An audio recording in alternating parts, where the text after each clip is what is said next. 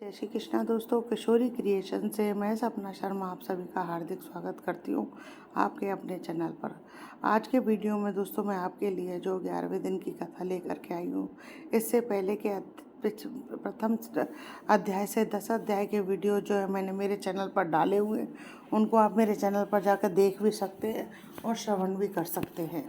11वें दिन की कथा में हम लक्ष्मी को बढ़ाने वाले रोटक और औंदुबर व्रत का वर्णन सुनेंगे। इसका महत्तम में जो है स्कंद पुराण के अंतर्गत दिया गया है। इसमें 30 अध्याय है। श्रावण महत्तम का 11वां अध्याय प्रारंभ करने से पहले आइए जानते हैं आपके कर्ज से मुक्ति दिलाने वाला आर्थिक संकट को दूर करने वाला लक्ष्मी मंत्र। जानते हैं दोस्तों लक्ष्मी जी के मंत्र के बारे में। लक्ष्मी जी का मंत्र ओम ह्रीम श्रीम क्रीम क्लीम श्रीम लक्ष्मी मम ग्रहे धनम पूरिये चिंताएं दूरिये स्वाहा। इस मंत्र का जप करने से कर्ज से मुक्ति मिलती है और आर्थिक तंगी दूर होती है। दोस्तों अगर आपके प्रयास के साथ माता लक्ष्मी का भी आशीर्वाद मिल जाए तो काम बनने लगते हैं, रास्ते खुलने लगते हैं, सफलताएं मिलने लगती हैं। पूरे भक्ति भाव, श्रद्धा और विश्वास के साथ प्रतिदिन एक माला यानी 108 बार इस मंत्र का जाप अवश्य करें। अगर आप इस मंत्र का जाप कमल गट्टे की माला पर करते हैं तो इसका प्रभाव जो है और भी दुगना हो जाता है। 11वें अध्याय में लक्ष्मी को बढ़ाने वाले रोटक तथा औंदुबर व्रत का वर्णन के बारे में जानेंगे। इसके पहले के अध्याय में जो है हमने शनिवार व्रत की विधि का वर्णन सुना। अनुष्ठान करने से मनुष्य के सभी मनोरथ पूरे होते हैं। श्रावण मास के शनिवार के दिन नरसिंह भगवान, शनि तथा अंजनी पुत्र हनुमान जी तीनों देवताओं का पूजन करना चाहिए। इसके साथ ही जो है आपको पीपल के वृक्ष की भी पूजा अवश्य करनी चाहिए। वैसे तो प्रत्येक मास में जो है पीपल का पूजन करना फलदायी माना गया है। अगर आप श्रावण मास में पीपल का पूजन करते हैं तो आपको दोगुने लाभ की प्राप्ति होती है। 11वें दिन की कथा के बारे में जानते हैं। सनत कुमार बोले, हे देव, श्रावण मास के वारों के सभी व्रत की मैंने आपसे सुना, किंतु आपके वचनामृत का पान करके मेरी तृप्ति नहीं हो रही है। हे प्रभु, सावन मास के समान अन्य कोई भी मास नहीं है ऐसा मुझे प्रतीत होता है, अतः आप इन तिथियों का महत्व में बताइए। ईश्वर बोले, हे सनत कुमार, मासों में कार्तिक मास श्रेष्ठ है, उससे भी श्रेष्ठ माघ मास कहा गया है। मास से भी श्रेष्ठ वैशाख मास है और उससे भी श्रेष्ठ मार्गशीर्ष मास है, जो श्री हरि को अत्यंत प्रिय है। विष्णु भगवान से उत्पन्न होने वाले ये चारों मास मुझे प्रिय हैं, किंतु 12 मासों में श्रावण मास तो है साक्षात शिव का स्वरूप है। कुमार, श्रावण मास में सभी तिथियां व्रत युक्त हैं, फिर भी मैं उनसे प्रधान रूप से कुछ उत्तम तिथियों को आपको बताता हूँ।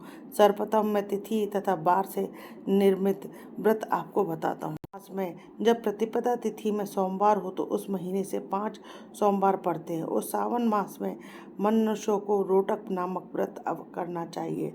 यह रोटक नामक व्रत 3.5 महीने का भी होता है। लक्ष्मी की वृद्धि करने वाला तथा सभी मनोरथों को सिद्ध करने वाला है।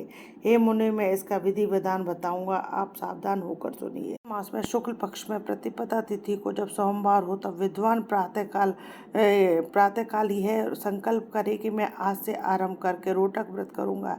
हे श्रेष्ठ, हे जगत गुरु, मुझ पर कृपा कीजिए। जो है बिल्वपत्र, तुलसी दल, नीलोत्पल, कमल पुष्पों, कल्हार पुष्पों, चंपा तथा मालती के पुष्पों से उस ऋतु तथा काल में होने वाले नाना विधि अन्य सुंदर पुष्प, धूप, दीप, नैवेद्य, नाना प्रकार के फूलों से जो है शूलधारी महादेव प्रतिदिन जो है पूजा करनी चाहिए। इस रूप से रोटकों का प्रधान नैवेद्य अर्पित करना चाहिए। पुरुष के आहार प्रमाण के समान 5 रोटक बनाने चाहिए। बुद्धिमान को चाहिए कि उनमें से 2 रोटक ब्राह्मण को दे दे, 2 रोटक का स्वयं भोजन करे और 1 रोटक देवता को नैवेद्य के रूप में अर्पित करे। बुद्धिमान को चाहिए कि शेष पूजा करने के अनंतर अर्घ्य प्रदान करे। केले का फल, नारियल, अमीली, नींव, बीज, पूरक, खजूर, ककड़ी, दाख, नारंगी, नींबू, अखरोट, अनार तथा अन्य जो भी ऋतु में होने वाले फल हैं वे सब अर्घदान में प्रशस्त करे। उसे स्वयं अर्घदान का फल सुनिए। तो समुद्रों सहित पृथ्वी का दान करके मनुष्य जो फल प्राप्त करता है वही फल विधान पूर्वक उस व्रत को करके वह पा जाता है। विपुल धन की इच्छा रखने वाले को यह व्रत 5 वर्ष तक करना चाहिए।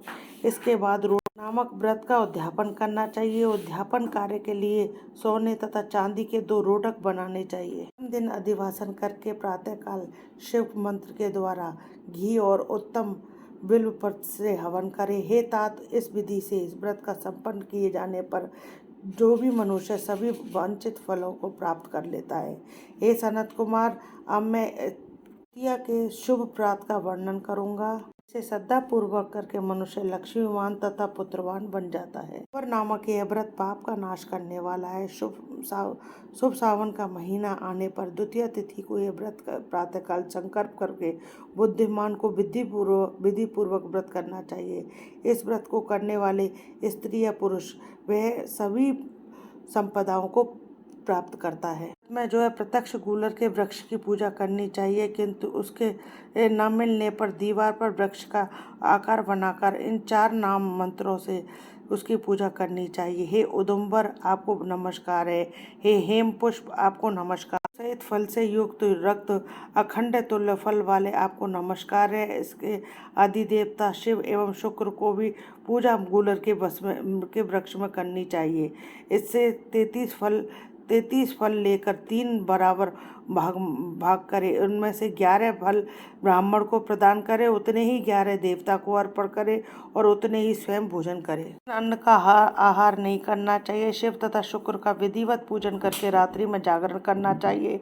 हे तात, इस प्रकार 11 वर्ष तक व्रत का अनुष्ठान करने के बाद में व्रत की संपूर्णता के लिए उसका अध्यापन करना चाहिए। फल, पुष्प तथा पत्र सहित एक गूलर का वृक्ष बनावे, उसमें शिव तथा शुक्र की प्रतिमा का पूजन करे। उसके बाद प्रातःकाल हवन करे। गूलर के शुभ कोमल छोटे छोटे 108 फलों तथा गूलर की संविधाओं से तिल और घी के साथ हवन करे।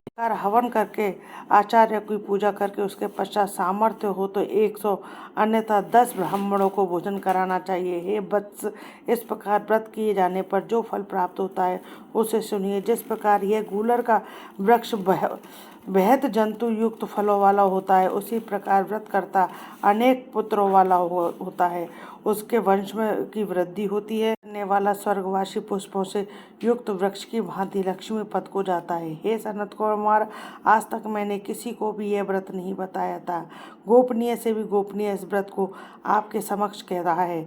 इसके विषय में संशय नहीं करना चाहिए और भक्ति पूर्वक इस व्रत का आचरण करना चाहिए। स्कंद पुराण अंतर्गत ईश्वर सनत कुमार संवाद में श्रावण मास महत्तम में प्रतिपद रोटक व्रत द्वितीय उदुम्बर व्रत कथन नामक 11वां अध्याय संपूर्ण। आपको मेरा ये वीडियो पसंद आए तो प्लीज़ मेरे वीडियो को ज़्यादा से ज़्यादा लाइक और शेयर करें। यदि आप मेरे चैनल पर नए हैं तो चैनल को सब्सक्राइब करना ना भूलें। पास ही में बेल आइकन को दबाएं, जिससे मेरे आने वाले हर नए वीडियो को नोटिफिकेशन आपको मिल जाए। जय श्री कृष्ण दोस्तों।